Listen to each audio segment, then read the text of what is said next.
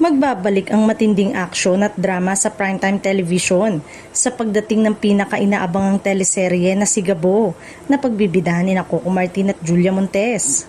Opisyal nang inanunsyo na mapapanood ang serye simula June 22 sa primetime bida, dahilan upang lalong umigting ang excitement ng mga manonood.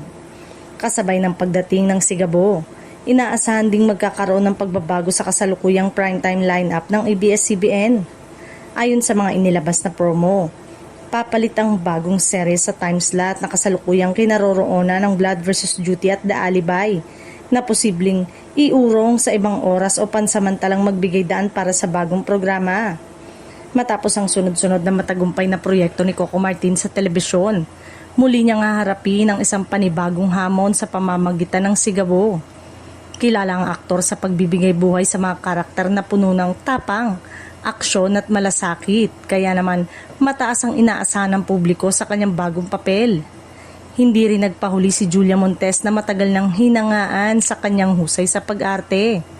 Ang kanyang pagbabalik sa isang malaking primetime project ay agad na umani ng positibong reaksyon mula sa kanyang mga tagahanga na matagal nang naghihintay sa kanyang bagong teleserye. Bukod sa tambalan ni Coco at Julia, inaasahang maghahatid ang Sigabo ng makapigil hiningang mga eksena, emosyonal na tagpo at kwentong siguradong kakagatin ng mga Pilipinong nanonood gabi-gabi. Marami rin ang naniniwalang magiging isa ito sa pinakamalalaking programa ng taon. Habang papalapit ang premiere date, patuloy na tumataas ang excitement ng fans at netizen na sabik ng masilaya ng pagbabalik ng tambalang Coco Martin at Julia Montes sa isang seryeng puno ng aksyon, drama at mga nakakagulat na pasabog. Abangan ng Sigabo simula June 22, weeknights 8:00 ng gabi pagkatapos ng TV Patrol sa Primetime Bida.